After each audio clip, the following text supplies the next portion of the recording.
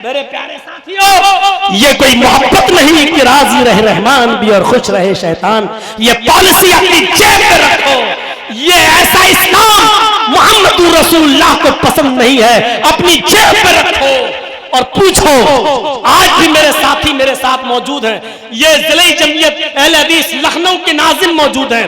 ये डॉक्टर अब्दुल कादिर साहब भी मौजूद हैं। ये डॉक्टर मोइन साहब भी मौजूद हैं। ये मेरा बेटा हुसैन आया, ये भी मौजूद है। और हमारा ड्राइवर हमारे साथ, ये सब मौजूद है।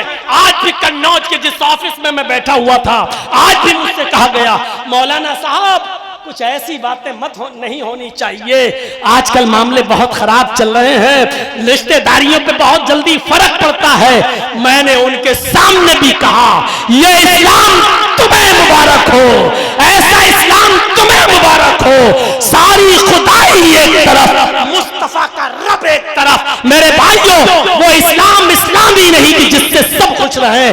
तौहीद तो यह है कि खुदा हश्र में कह दे, ये बंदा दो आलम से खफा मेरे लिए था। और सुनिएगा, अल्लाह के रसूल इस दुनिया से रुखसत हो चुके हैं। अबू बकर का जमाना आया, 2 साल खिलाफत की, अबू बकर भी इस दुनिया से रुखसत हो गए। उमर फारूक का जमाना आया, हजरत उमर फारूक रजी अल्लाह ताला अन्हु के दौर में बड़े बड़े मार्का, बड़ी बड़ी जंगें हुई,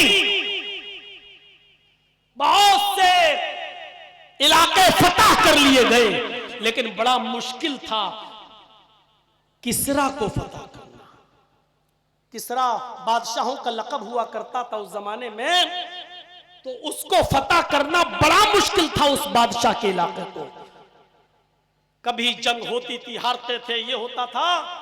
एक दिन ईरान के बादशाह का लक़ब किसरा हुआ करता था, तो ईरान के बादशाह ने खबर भेजी, आइए हम मुज़ाकरात के लिए तैयार हैं। लड़ाई लड़ने से कोई फायदा नहीं है, जंग लड़ने से कोई फायदा नहीं है। आजकल भी होता है, 2 मुल्कों के दरमियान जब तनाज़ा होता है तो पहले बातचीत के जरिए मसाइल हल किए जाते हैं।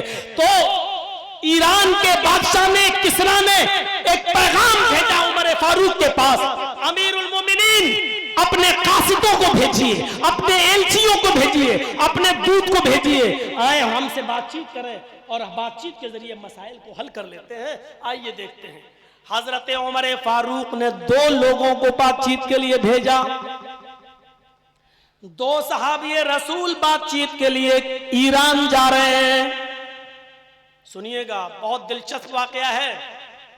ये 2 एलची, ये 2 दूत बातचीत के लिए ईरान के बादशाह से, किसरा से बातचीत करने के लिए तशरीफ ले जा रहे हैं। एक का नाम है रुबी इब्न आमिर, एक का नाम है रुबी इब्न आमिर और एक का नाम है हुज़ैफा इब्न यमान। ये दोनों बड़े जलील कद्र सहाबी गुजरे हैं। इस वाक़े को सुन लीजिए। उसके बाद मैं जानता हूं कि 2:45 बजे तक बैठना और 2:30 बजे तक बैठना बड़ा मुश्किल है, लेकिन जाने वालों, मैंने तुम्हें कभी नहीं रोका। जो बैठे वो तो सुन ही रहे, लेकिन जो जाना चाहते हैं कि वो जाएं। लेकिन इस वाक़े को सुन ले और उसके बाद मेरी तरफ से पूरी इजाजत होगी। वो जाना चाहे तो चले जाएं, लेकिन इस वाक़े को सुन ले, ये हमारी तरफ से थोड़ी सी रिक्वेस्ट है आपसे। 2 सहाबी हैं, एक का नाम है रुबी इब्न आमिर और एक का नाम है हुज़ैफा इब्न यमान। इन दोनों सहाबियों को हजरत उमर फारूक ने ईरान भेजा, जाओ और बातचीत करके आओ। और सुनो, दब कर समझौता नहीं करना, अपनी शर्तों पर समझौता करना, उनकी शर्तों पर समझौता नहीं होगा। जाओ, बातचीत तो करना ही है, बातचीत करने के लिए बुलाया जा रहा है। आइए, बड़े बड़े साहूकारों की पतलूनें अब ढीली होंगी। सुन्नत रसूल पर देखते हैं कितना अमल हो रहा है आज हमारी सोसाइटी पर। ये दोनों सहाबियों का जूता हमारी पूरी जिंदगी में हमारे गाल पर पड़ता रहेगा और हमें एहसास दिलाता रहेगा कि सुन्नत पर अमल क्या होता है। और इन सहाबियों ने बादशाह के दरबार पर भी सुन्नत रसूल को झुकने नहीं दिया, सुन्नत रसूल का मजाक नहीं उड़ाने दिया। रुबी इब्न आमिर, हुज़ैफा इब्न यमान ईरान में दाखिल हो जाते हैं। आजकल की तरह गूगल मैप नहीं था कि नक्शा लगाया और चल दिए साहब, गाड़ी को दौड़ाया और पहुंच गई मंजिल मकसूद पर। आजकल की तरह लाइटें भी नहीं लगी हुई थी कुंतों में जल रहे और पहुंच जाएं अपनी मंजिल मकसूद पर। थपेड़े खाते हुए, गर्मी में झुलसते हुए, घोड़े गर्द गुबार चेहरे पर उड़ती हुई, इसी हाल में ईरान पहुंचते हैं। चूंकि बादशाह का ठिकाना पूछने में ज्यादा दिक्कत नहीं होती, किसी फेमस आदमी का ठिकाना पूछने में कोई दिक्कत नहीं होती। पूछते गए और पहुंच गए। पूरे ईरान में बस यही 2 सहाबी, ईसाइयों की बस्ती, किसरा वहां का हाकिम।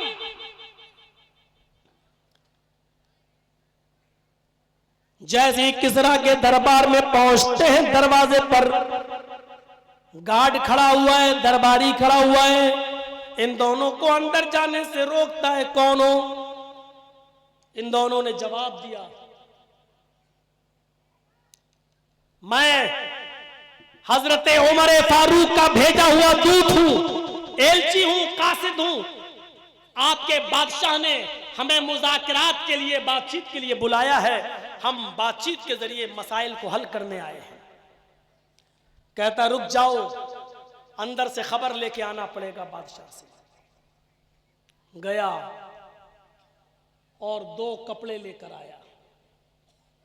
कहने लगा कि हां, इजाजत तो मिल गई किसरा की तरफ से, लेकिन हमारे दरबार में दाखिल होने के कुछ उसूल हैं, कुछ ज़ाब्ते हैं। हमारे बादशाह से, किसरा से मिलने के लिए यहां का शाही लिबास पहनना पड़ता है।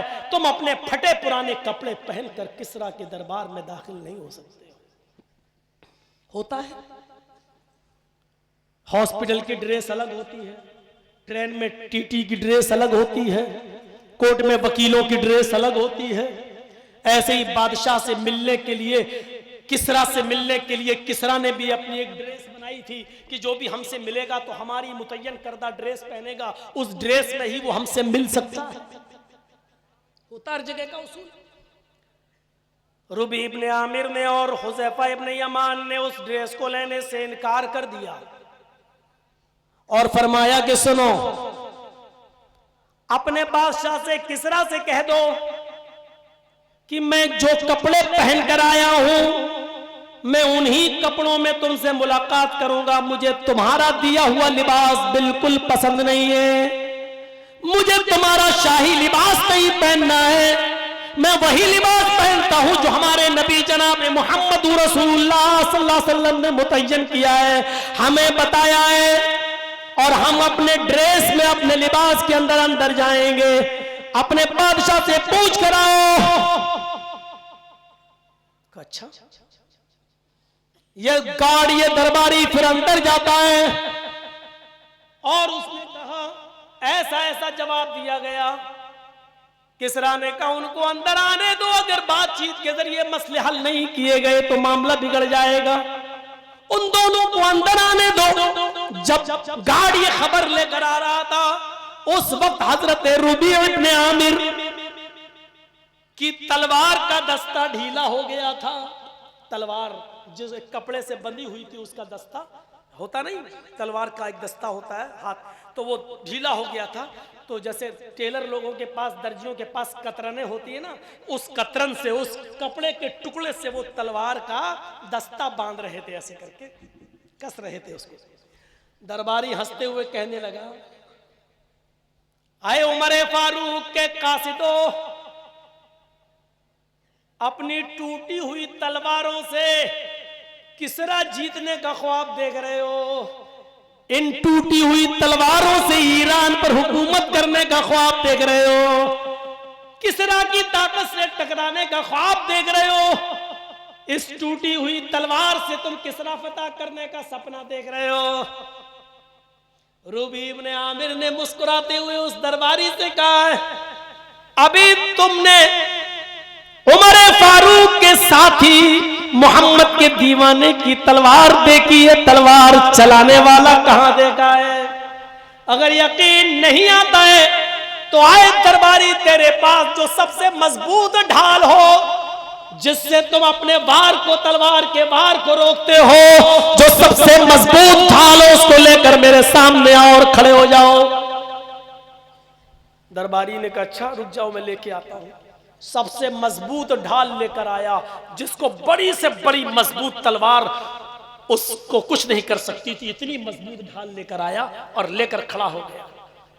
आए रूबी लो, मैं लेकर खड़ा हो गया हूं, देखो इस तलवार को काट, इस ढाल को दिखाकर काट कर दिखाओ।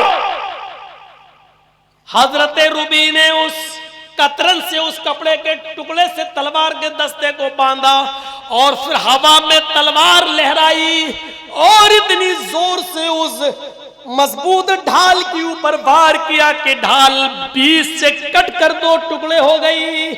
दरबारी भागते हुए अंदर गया और कहने लगा, आए किसरा, आए बादशाह सलामत, अल्लाह जाने ये कौन सी मखलूक तशरीफ लाई है, ये कौन से मोहम्मद के दीवाने आ गए हैं। हमारी सबसे मजबूत ढाल भी इनकी टूटी हुई तलवारों का मुकाबला न कर सकी और वो टुकड़े टुकड़े हो गई। किसरा ने कहा, तुम्हें उनके जौहर देखने के लिए किसने कहा था? हम तो पहले ही जानते हैं कि ये सरों पर कफन बांधने वाली कौम है, इसीलिए तो मैंने मुज़ाकरात के लिए बुलाया है। अरे जल्दी से उनको अंदर भेजो। दरबारी आया और कहने लगा जाओ। कहते नहीं अरे बाबा जाओ यार, तुम अपने ही कपड़ों में जाओ, जाओ बादशाह ने मंजूर कर लिया है, जाओ इन्हीं कपड़ों में जाओ। चले गए, फटे पुराने कपड़े, गर्दो गुबार, कई दिनों का सफर घोड़े का। आजकल एसी ट्रेनों का और एसी 4 व्हीलर नहीं थी, घोड़े पर भी बैठ के सफर कर रहे हैं तो घोड़े के टापों से और ठोकरों से उड़ने वाली धूल कपड़ों पे आ रही है। परागंदा हाल, चेहरे पर मिट्टी लगी हुई, बादशाह के दरबार में पहुंचते हैं। कहा कि चलिए बातचीत करने से पहले खाना खा लिया जाए। कहा कि हाँ भूखे तो हैं, खा सकते हैं, हमारे नबी ने तो यहूदियों के यहां पर भी खाना खा लिया। मैं मांगूंगा नहीं तुमसे, लेकिन अगर खिलाओगे तो हमारी शरीयत इनकार भी नहीं करती है, हमें उसकी इजाजत देती है, क्योंकि दावत तुमने दी है, बुलाया तुमने है।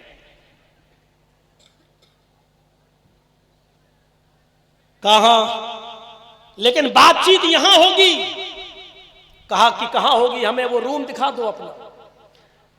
बादशाह बातचीत के रूम में लेकर गया, वहीं पर दस्तरखान बिछा हुआ था और खाना लगा हुआ था। वहीं पर एक तख्त बिछा हुआ था, बादशाह उस तख्त पर बैठ गया। हुज़ैफा इब्न यमान ने फरमाया कि आए किसरा, तुम तख्त पर बैठे हो, बातचीत कैसी होगी, मुझे कहां बैठना है? किसरा ने कहा, आए हुज़ैफा, हमारे दरबार में आने का एक उसूल है, मैं इस इलाके का बादशाह हूं, मैं किसरा हूं, हाकिम हूं। हाकिम तख्त पर बैठता है और मैं जिससे बात करता हूं वो मेरे सामने खड़े होकर गुफ्तगू करता है। तुम्हें मेरे सामने खड़ा होना पड़ेगा, मुझे इस तख्त पर बैठना है और तुम खड़े होकर मुझसे गुफ्तगू करोगे, क्योंकि मैं इस इलाके का बादशाह हूं। हुज़ैफा इब्न यमान ने फरमाया, आए किसरा, मुझे तुम्हारी ये शर्त मंजूर नहीं है। अगर तुम तख्त पर बैठते हो तो मैं भी तुम्हारे साथ तख्त पर बैठकर गुफ्तगू करूंगा, अगर तुम जमीन पर बैठोगे तो मैं भी तुम्हारे साथ जमीन पर बैठकर गुफ्तगू करूंगा। आपने बातचीत के लिए मुझे बुलाया है, तुम किसरा के बादशाह होगे, हमने तुम्हें किसरा का बादशाह माना ही नहीं है, हमें तो पूरा ईरान चाहिए, हमने तो तुम्हें किसरा का बादशाह माना ही नहीं है। बातचीत करना है, मुज़ाकरात के जरिए मसला हल करना है, तो फिर तुम जहां बैठोगे वहीं मैं बैठूंगा, तुम खड़े होकर गुफ्तगू करोगे तो मैं भी खड़े होकर गुफ्तगू करूंगा। बोलो तुम्हें मेरी शर्त मंजूर है या नहीं? किसरा चीख पड़ा, आए हुज़ैफा, ये क्या बात है कि तुम बेइज्जती पर बेइज्जती किए जा रहे हो। मेरे शाहाना लिबास को पहनने से इनकार कर दिया, मुझे सलामी भी नहीं दी। जो अंदर आता है वो मुझे सलामी देता है, तुम बिना सलामी के अंदर आए। तुमने मेरे दिया हुआ लिबास भी नहीं पहना, तुमने मेरा दिया हुआ लिबास भी नहीं पहना, बेइज्जती पे बेइज्जती किए जा रहे हो। और आप मुझे कहते हो कि मैं तुम्हारे बराबर तख्त पर बैठूंगा या तुम अपने साथ मुझे जमीन पर बिठाओगे। हुज़ैफा कहते हैं रखो अपना खाना अपने पास, नहीं खाना है मुझे, मैं जा रहा हूं। अगर बातचीत होगी, मुज़ाकिरात होंगे तो इसी शर्त के ऊपर होंगे। अकेले दो सहाबी, मुल्क भी गैरों का। अभी देखा था ना, बड़े बड़े मुस्लिम हुक्मरान भी आए थे हिंदुस्तान के अंदर ना, G20 सम्मेलन में। बांग्लादेश की प्राइम मिनिस्टर भी आई, तुर्की के सदर तैयब उर्दुगान भी आए, जिन पर मुसलमान बड़ा भरोसा करते हैं और बहुत जिनकी तारीफें करते हैं। सब आए और सब गए और महात्मा गांधी की समाधि पर फूल भी डाले और हाथ भी जोड़े। अगर ऐसी सरजमीन पर अगर किसी ने अपनी सलफियत को, अपने मनहज को, अपने अकीदे को और अपनी तौहीद को अगर बाकी रखा और बचाया तो वो सिर्फ सऊदिया का हुक्मरान था, मोहम्मद इब्न सलमान, जिसने हिंदुस्तान में रहते हुए महात्मा गांधी के राजघाट पर जाने से इनकार कर दिया। कहा उनका सम्मान हमारे अंदर है, उनकी इज्जत हमारे अंदर है, लेकिन हमारी शरीयत किसी के सामने मुझे हाथ जोड़ने से मना करती है। अगर हाथ जोड़ना किसी के सामने जायज होता तो हम सबसे पहले जनाबे मोहम्मद रसूलुल्लाह के मजार पर, उनकी कब्र पर हाथ जोड़ते। मेरे भाइयों, सऊदिया को कितनी गाली दे लो, सऊदिया की जितनी चाहो तौहीद कर लो, लेकिन तौहीद के मामले में वो सबसे बुलंद है, तौहीद के मामले में वो सबसे ऊंची है।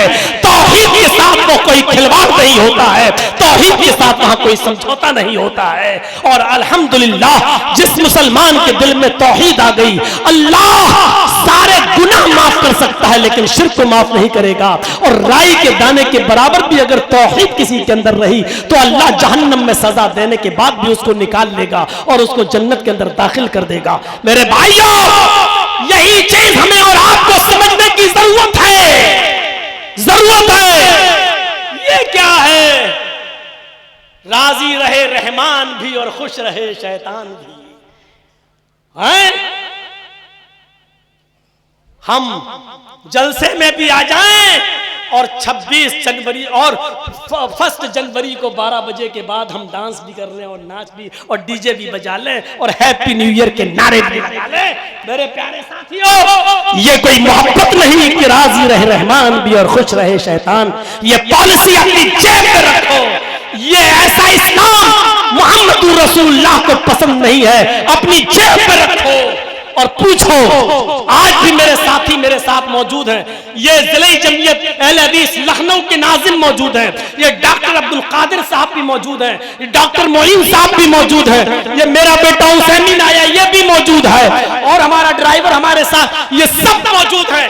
आज भी कन्नौज के जिस ऑफिस में मैं बैठा हुआ था, आज भी मुझसे कहा गया, मौलाना साहब कुछ ऐसी बातें नहीं होनी चाहिए, आजकल मामले बहुत खराब चल रहे हैं, रिश्तेदारियों पे बहुत जल्दी फर्क पड़ता है। मैंने उनके सामने भी कहा, ये इस्लाम तुम्हें मुबारक हो, ऐसा इस्लाम तुम्हें मुबारक हो। सारी खुदाई एक तरफ, मुस्तफा का रब एक तरफ। मेरे भाइयों, वो इस्लाम इस्लामी नहीं कि जिससे सब कुछ रहे।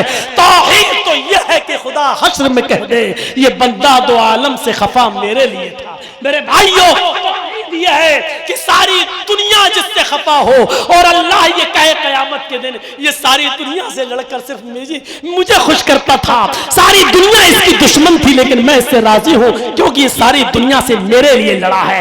यह तौहीद का दर्स है, ये भी खुश, वो भी खुश, रहमान भी खुश, रहीम भी खुश। ये इस्लाम तुम्हें मुबारक हो, हमारा ये इस्लाम नहीं है। इस्लाम में या तो मोहम्मद रसूलुल्लाह खुश होंगे या इब्लीस खुश होगा। मेरे भाइयों, अब ये हमें और आपको पावर अथॉरिटी है। हम चाहें तो फातिमा के बाप को खुश करें या चाहें तो इब्लीस को खुश करें। ये इख्तियार हमें और आपको दिया है। इन्ना हदैनाहु नजदैन इम्मा शाकिरन व इम्मा कफूरा। हमने दोनों रास्ते तुम्हें बता दिए हैं। इस रास्ते पे चल के या तो शुक्रगुजार बन जाओ या उस रास्ते पे चल के नाशुक्रे बन जाओ, नाशुक्रे हो जाओ। हमने दोनों रास्ते तुम्हें बता दिए हैं। हुज़ैफा इब्ने यमान ने वही काम किया जो यहाँ मोहम्मद इब्ने सलमान ने किया। कहा नहीं, अपना खाना अपनी जेब में रखो, नहीं खाना मैं जा रहा हूं, रुक जाओ।